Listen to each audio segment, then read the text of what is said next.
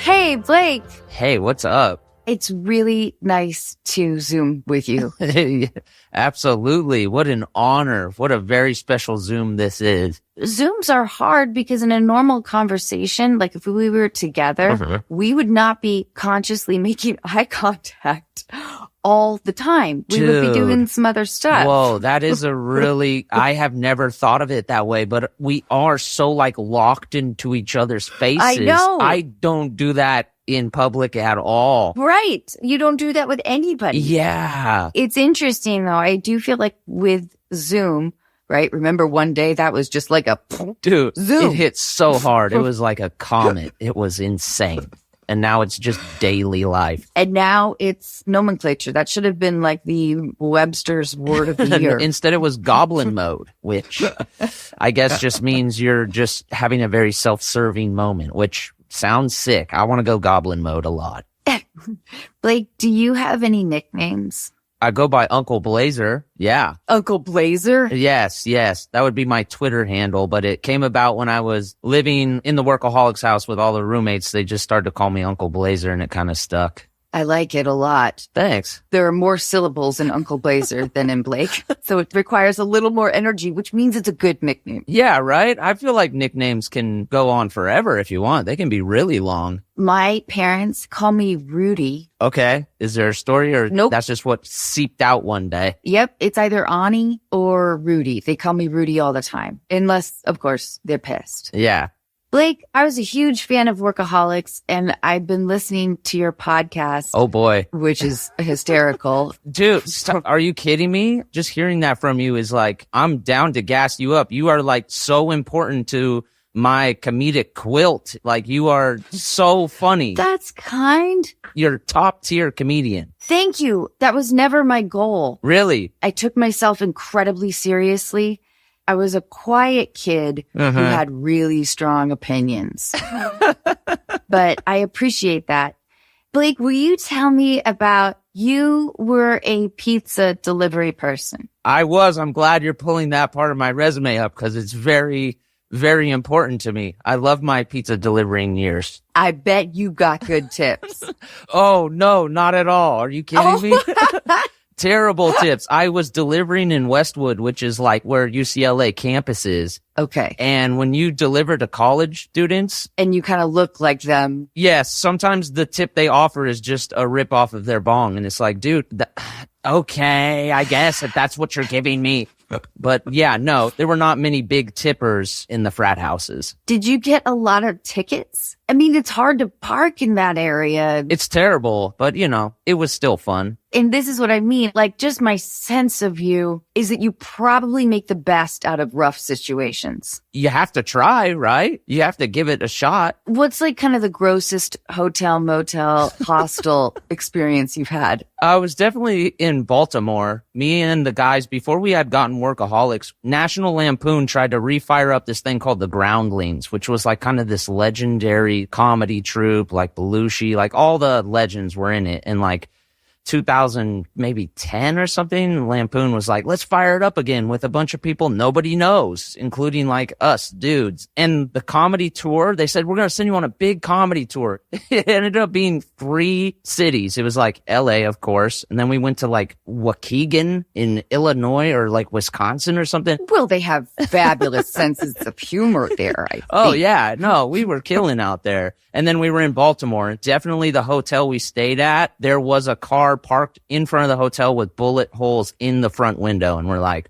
we made it. This is it. Yeah. This is our comedy origin story right here. Would you consider yourself a complainer, or like what agitates you? Shoot, I don't know. I try to stay pretty like chill under pressure or whatever. I think all of my fears come from psychological doubt and stuff like that. Like you're never going to work again? Yeah, sure. And maybe I should shave my head and start all over again. I've been in this industry like over half of my life now, and I don't know how I will ever shake that idea. Yeah, it's super uncomforting. I know like we're so fortunate to do a job that is not a job in any way. And is so, I mean, it is a job in a lot of ways, but it's so fulfilling in that you get to bring happiness to people. And there's so much good that comes from it. But that looming, like, I don't know where or when my next job is sometimes crippling as far as anxiety goes. Oh, yeah.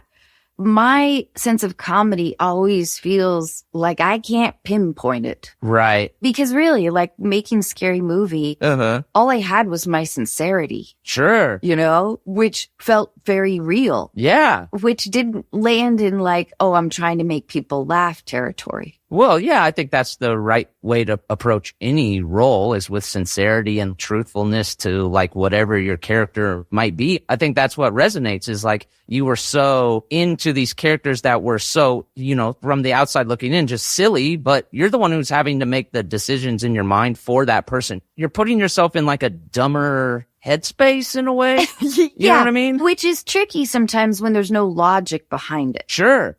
Yeah, of course. Especially when you're in like Scary Movie is so like, we'll go for any joke. You know what I mean? So yeah. It's like, how do I truthfully deliver something that is so insane? Like that doesn't even make logical sense in our universe. Totally. And I would have journalists ask me like during the press tours, like, who is Cindy Campbell? You're like, dude. The person who holds this prop? Yeah, totally. Sometimes it's that easy too. That's what's kind of cool about now, and like listening to your audience is like they will bring stuff that you didn't even bring. And that's why I always think it's so funny when like smart directors or actors will just kind of be like, well, you know, I leave that up to your interpretation. Yeah. I let the audience decide what that means. But I think that really just means maybe they didn't even think about it, or they didn't see that. Yes. And they're like, oh shit. You're so right. Okay, wait. I want to play a game with you. Okay. It's called Deal Breakers. Okay, Deal Breakers, sure. I think I get the gist of that. Yeah. We used to do this segment all the time, and then we made a card game out of it. Oh, look at you. Your scenario is you're on a first date. So you've just sat down. Okay. Hey, oh my God, Blake, it's so nice to meet you. It's really. Yeah. Oh my God, I love your hair. Like, I loved it on this show. And like, I'm a little nervous. Oh, why? It's casual. This is cool. This is cool. You know, you just never know who you're going to get. I mean, I knew I was going to get you. Yeah. But I've dated like a lot of celebrities. Really? Oh, well, I don't want to really talk about that. But okay. I'm Ash. Ash? Yeah, I know it says Ashley on my profile. Sure. But everyone calls me Ash. It's easier. Yeah. Some people call me Uncle Blazer. Uncle Blazer. Yeah, right. Oh my God. That is weird. Are you like the fun uncle? That's right. Yeah. Okay. Blake, so you believe in reincarnation, and I do too. And I think it's really rare. And I just want to ask you, like, who were you back then? Who was I? It's not so much as who is what. I feel like maybe I was like a snail, probably. A snail? Yeah, I think I was a snail. I was Cleopatra. Oh. And I'm not kidding. Really? Yeah. I feel like, and I don't know why, don't take this the wrong way, but maybe a lot of people could be reincarnated as the same person, but I feel like Cleopatra's kind of the GOAT. No, it's not. No? I know that she's like famous and stuff. Yeah. And that's when I like had my fame. Oh. Do you know what I mean? Yes. That's why I feel like I'm a famous person, even though, I mean, I kind of am, but... How kind of? Like, I influence. Oh, for sure. Yeah. Yeah, I feel that from you. Under the influence. Is that possible? Is that what you're saying? You medicated? No. What? No. Okay, that's no, fine. I don't really believe in medication. Sure. I mean, I just think that everybody wants us to work. Right. You know, like being a part of the machine. Oh, gosh. Yeah. They want to like control us. Oh, sure. You know, so we keep working. So we make them money. Like you say, you're an influencer, but who are you influencing for? I don't call myself an influencer. Okay. I call myself an influencer. Influencer. You don't say. Wow. I do. And it's across all demographics. Perfect. Yeah. Like pretty much everybody. Worldwide. I don't want to say everyone's like drawn to me. Sure. But I like to think I have an impact. Impact. I like that word better than influence even. An impact. I want to get the beluga caviar. I don't know where our waiter is. Well, I think that can happen for you. You don't even ask me any questions. I'm kind of just letting you steer the ship, yeah. I don't like that. I want a captain or a navigator. Okay? So why don't you ask me some questions about me, Blake? Okay, sorry. I mean, I don't mean to be so demanding, but let's just get real. Like, we went through COVID. We were in quarantine. Sure. Let's just dive deep. I don't want to talk about the weather. Okay. I mean, like, what was there stuff you did during quarantine? Did you, like, find a new hobby? I sure did. Okay, cool. What? Well, it was becoming an influencer. Okay. And I felt like I really found myself, like, holy. You know, I did a lot of soul searching. Sure. Everything. So thank you for asking. Yeah, I'm a much better person. Right. You're Cleopatra, which is huge. No, I knew that a long time ago. When I was 4. When you're 4. I was like, oh, I'm a leader, you know. Ash, go off. Yeah. Anyway, how do you feel about The Bachelor?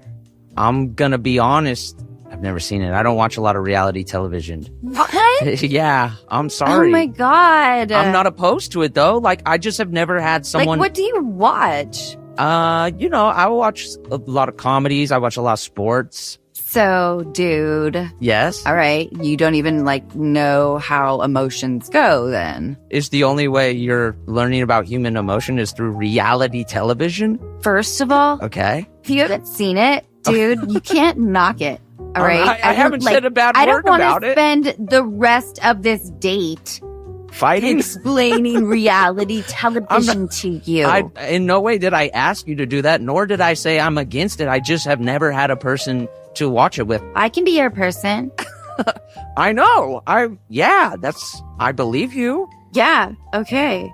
Thanks. I can't tell if you've been mad at me the whole time or... No, I'm not mad. Well, you're kind of lashing out. I'm not mad. You're not? No, I think that we're totally getting along. Oh, this is going really good. This is going great. Yeah. Okay. Yeah, that's what I think. Oh, yeah. Okay. Then I'm still in. I'm not out yet. And you know what? I also think that you were not a snail. Okay. You were actually helping me build some of those pyramids. Whoa. But okay. We saw each other once or whatever because I'm in the carriage.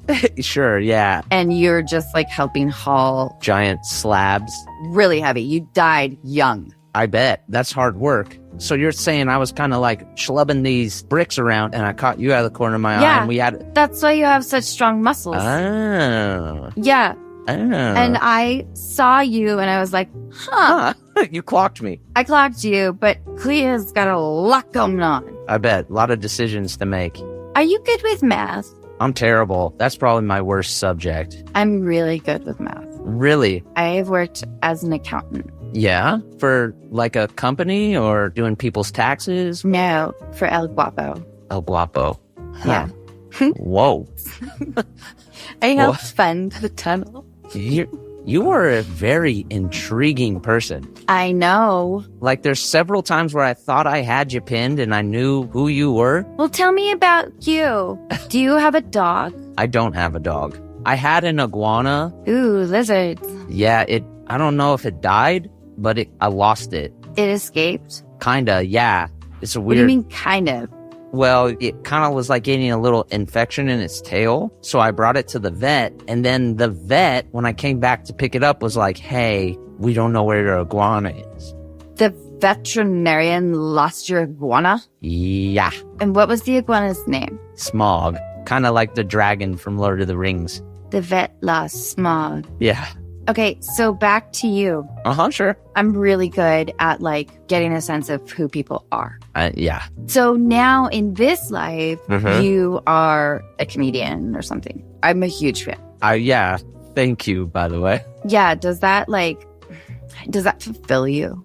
Being a comedian? Yeah. Yes, in a lot of ways, yes. Like how? It really makes me happy to know that I make people laugh. That's always been a goal for me. I like making people laugh.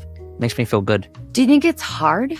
It can be. Because I want to do it. Well, you're very funny. Okay, first of all, do you know why I'm complex? Why is that? Because I am made up of Marie Antoinette, Whoa. Cleopatra, Joan of Arc, Whoa. Amelia Earhart. Holy moly. That's why I am who I am. Absolutely. You're making history no matter what. You're never just like a girl working at Baskin Robbins? Only to build my biceps. It is hard to scoop. It really is. Man, sometimes those big tins, they come out hard. Blake, I totally dissipate all the rules I have to break. You're very funny. I'm in. Ashley rocks. Normally, the way you play the game is that you draw a card. Okay. And I essentially made Ashley a combination of these cards. Mm-hmm. They tell you they knew you in a past life. Check. Got that. Wow, I really gave you a U-turn when I said it was a snail. My bad. They work as an accountant for a drug cartel. That's right. Okay, that one threw me. Holy, that's a tough one. How many cards are you supposed to draw during a round? You're only supposed to do one. You don't have to do characters. It's just... Because I was like, this game is hard as hell. I know. It's because it was too playful. They believe they're reincarnation of Cleopatra. Wow, yeah. They call you dude. Oh, I was wondering why that started to pour out. They cry every time they watch The Bachelor. Oh. That's fire. That's kind of real though. Then we got into our first argument. Yeah, holy smokes. That wasn't even on the card. That just came organically. Yeah, you're not supposed to necessarily create an entire character. The most complex character ever. I know. So wait, Blake, though, bottom line, is there a world where you would ever see Ashley again? Like maybe in passing, but no, I would not date that person. I would have a friendship with her for sure because I love being around people who can be like batshit crazy or you just don't know what to expect from them. I love those kind of people. Like I love random people that keep you on your toes. But as far as like pursuing a relationship, I don't know. Here's what I'll say. That person seemed real to me. I feel like I've met people like that. In LA? Yeah, it's a very LA person. Yeah. When I first moved to Los Angeles, I couldn't believe the self-describer. Like the person who is like, here's what I am. And there's kind of awesome things in that now as I get older. But for me, coming from a city that was, when I left, experiencing, like in 1995, the economic growth of Seattle really started to kick in. Yeah. With various corporations or whatever. We invented grunge and Starbucks. Yeah, dude. The vibe in Seattle was crazy. So I came down with this ingrained chip on my shoulder. Yeah. Like I didn't make presumptions that people were stupid or fake. Because I was so aghast that everyone was so friendly. Right. And I felt like a cooler kid for the first time in my life. Look at that. And I was happy. I was getting like sun. What a wonder vitamin D will do. Man. So Blake, will you tell me about the first time you told yourself, I think I love this person? The first time I ever felt love? I don't know. I feel like there are different types of love. Totally. They go through the decades. Right. There's like the hardcore crush in 3rd grade. Yeah. And then there's like 6th grade when it's like almost time to kiss. Yeah. And then I think the raw part for me, and I think for most people, is the ages between 16 to 23.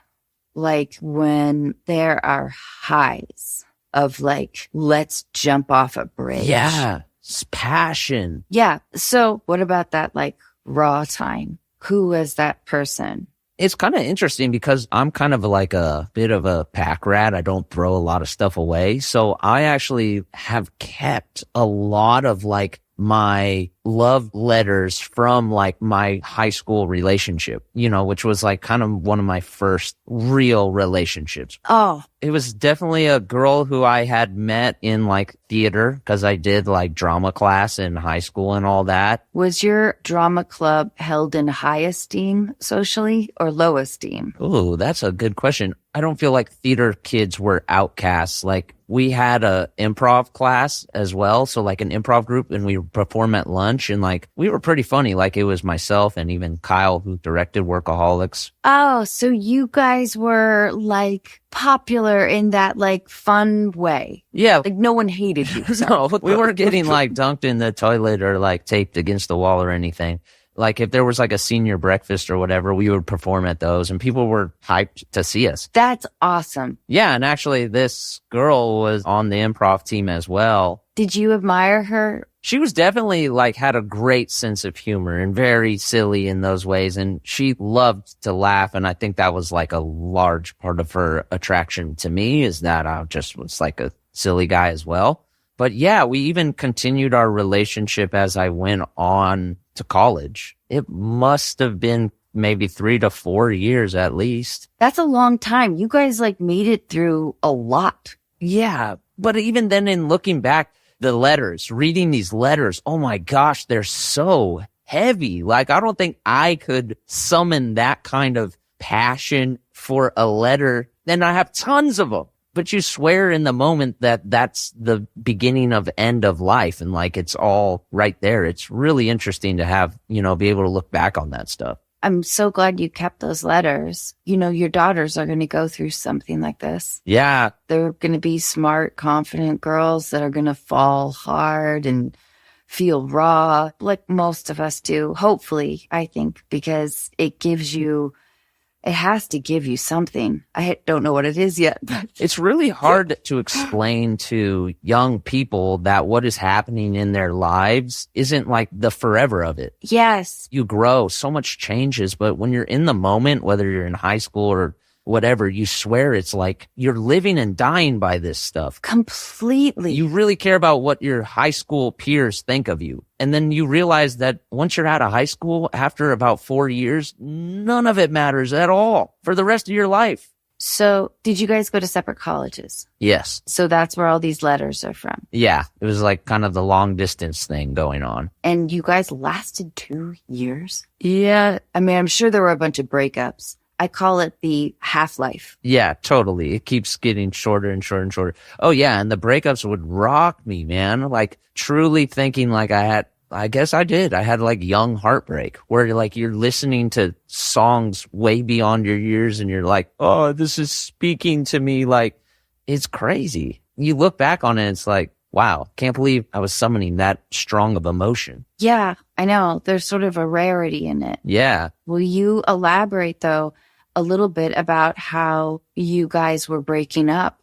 Yeah, I mean, those are such, out of high school and in your first years of college, they're such formative years personally that it's almost hard, especially it being like a long distance relationship, is you're evolving so rapidly as your own person to try to keep the relationship to evolve with you while also being not together. It's like almost an impossible task. It's just so much is happening. You're developing so rapidly at that age. You're really coming into your own and your true self. Like it's the first time I'm outside of my parents' care. I'm solo. I'm independent Blake. And then still navigating this relationship from high school. It's just like, you start to understand that like maybe even the person you knew in high school, you're not even truly as an adult compatible with.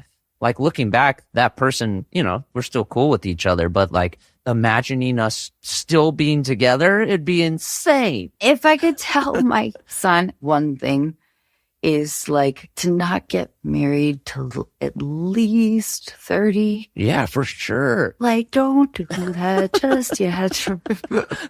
That's the lullaby you've created that you sing every night. Don't get married till you're 30. It's like, that's the song. That time to be selfish. Work on your career. Yeah, absolutely. I mean, I do think, we as human beings, we're like evolving throughout our life, but to have a relationship, whether your personal evolution with you, it just adds a whole nother layer to it. So It's complex. Will you tell me how you met your girlfriend? We were DJing the same party. She was headlining. I opened for her. Had you met her before? That was the first time. I had never met her before. I was DJing before her, and I was playing a set entirely of Soulja Boy. And she came up to me and she's like, do not play this song by Soulja Boy because I want to play that. And I'm like, hey, you got it. And that's how our relationship started. In contention. Yeah, she told me what to do, and I was like, oh, okay, that was a little sassy, but I'm down. I'll make it work. And then what happened? Well, then I immediately after the guy who was kind of throwing the party, I'm like, who is she? That girl rocks. I love her. I really want to get to know her. I love how much you're smiling talking about this. I was just very much like, wow, I really want to get to know that girl. And then I was kind of informed that she had a boyfriend. So I was like, oh, okay, well, we'll see where life takes us. And then later down the road, we kind of randomly ran into each other. And I don't know, just kind of organically figured out that she was single. And we're like, well, why don't we get together and make snickerdoodles one day? Because we had found out that we both really like snickerdoodles. I like the snickerdoodle chapter idea. I think maybe through social media, I had seen her post snickerdoodles, and I was kind of, in not a weird way, was kind of like, I love snickerdoodles. And then it was kind of like, we should make some sometime. And I was like, this is my chance. You seem happy. I am happy, yes. What's not to be happy about? I've got wonderful people in my life, and I'm healthy, and I feel good. Blake, will you tell us about I'm Totally Fine? I'm Totally Fine is a independent film I got to be a part of during quarantine. It was one of the first things I did, shot really indie with a very small crew out in Palm Springs. And actually all the parts that I did were via FaceTime. But basically it's this little movie about Jillian Bell. She plays this woman who has just lost her really close friend of hers. And she goes to Palm Springs to kind of get her mind right. And that friend kind of appears to her in the form of an alien. And so she basically has this weekend with her friend that just passed away. And it's just kind of about grief and moving on with your life after you lose someone who's really important to you. It's cute. And Jillian Bell, she's just tremendous. Yeah. Me and the guys, the Workaholics guys, before we got Workaholics, because Jillian Bell, of course, is Jillian on Workaholics, we met her in kind of the sketch comedy circuit we were running in. We did this thing called Comedy Cocktail at Hollywood and Highland, where it was basically every first Saturday of the month or last Saturday of the month, there'd be 5 to 6 sketch comedy groups, and you got to perform your best sketch. And we met her through that, and she was just such a standout and so hilarious. And we're just let's be friends with that girl. She's so darn funny. One of the funniest people I've ever met in my life, for sure. Oh, that's awesome. Oh yeah, she's the best.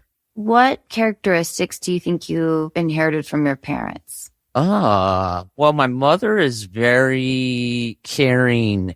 She's happy if her family is happy. I think that I got a lot of even in my want and desire to make people laugh, I'm so obsessed with nobody disliking me. I think one of my least favorite things is knowing if someone doesn't like me. I don't want enemies. I'm so with you. It feels inconceivable. Yeah, I feel like I can think of 2 people who in my life didn't like me, and it ate me up inside. I'm damn, why? I feel like I try to be the best me I can be. And relationships, when they fall apart, people get angry and they say hurtful things or whatever. And it's just man, how do I make it better? And I feel like I get that from my mom. You're a diplomat and a problem solver, which can be hard in relationships if the problem is trying to be solved too quickly. Sure. That's where I'm saying there are things that do take time, and you can't just force things to be better. Right. Sometimes people just have to ride it out. Uh-huh. Would you say you have a quick temper? I don't think I have a quick temper. I mean, I can definitely get upset, but I stay pretty even. If anything, I just complain, but I don't get aggressive at things. If you had a pet peeve, I guess just because we're talking about relationships, I think a big part of my pet peeves in that is silent treatment. I believe in giving people time to go form their thoughts at their own time, come back and approach. But I don't know if you've ever been in a relationship where you're in a fight and it's on day 2 of you guys are waking up and you know you're pissed at each other, but you're not approaching the subject to repair it. You're not talking about it. You're not doing it. It's just like, maybe you're just going to wait for it to subside and move on, but never talking about things drives me nuts. So wait, let's do a tiny bit of sports talk. You're a sports podcast. Okay. Oh, yeah. Yeah. I love it. All right. Hey, everybody. We're here with the Sports Roundup with Blake Anderson. What up? All right, Blake. We know you love the ball. We love it. All of them. So which ball do you like the most? The one that's small, the one that's oblong, the one that's larger and round like a globe? Orange-ish. Orange, the larger one. The coolest sports podcast. I'm a fan of the larger orangish ball game. Now let me guess your team.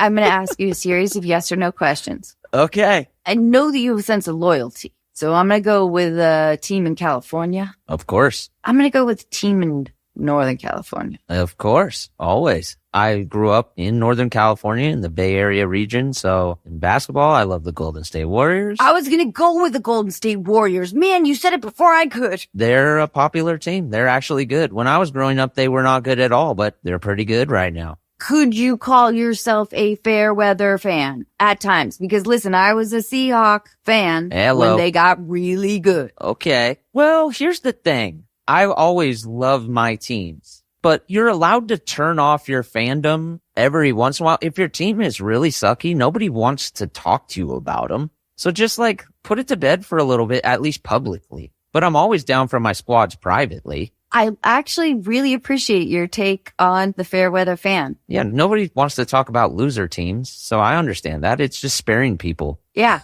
I really appreciate that. That's actually good. I like that. Do you have a favorite Olympic sport that you like to watch?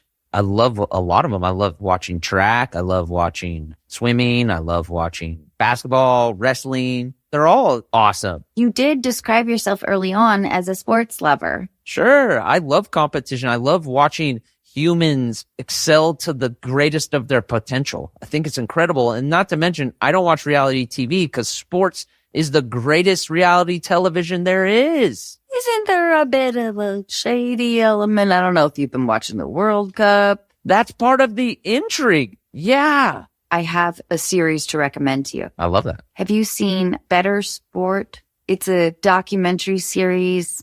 They're incredibly produced, and it's about different sports scandals. Do you know this one? Yeah, I think one is about the NBA, like refs that were like cheating. Yes. Have you seen the ice skating one? Like the competitive ice skating, like the Olympic one? Yeah. Is it about like Tanya Harding or what? No, it's about this Canadian pair. They lose to Russia. I think it was 2002. Yeah, that's adding up. Salt Lake City. Yes. Great Olympics. Yeah. I liked that one. Why? I just remember there were a lot of great competition. I remember Salt Lake City being really good. And I remember Atlanta being a really good one too. This interests me. I appreciate your sense of competition because I really like the Olympics too, but I would never call myself an avid sports fan. No. So this concludes. What a reveal. Wow, what a host reveal.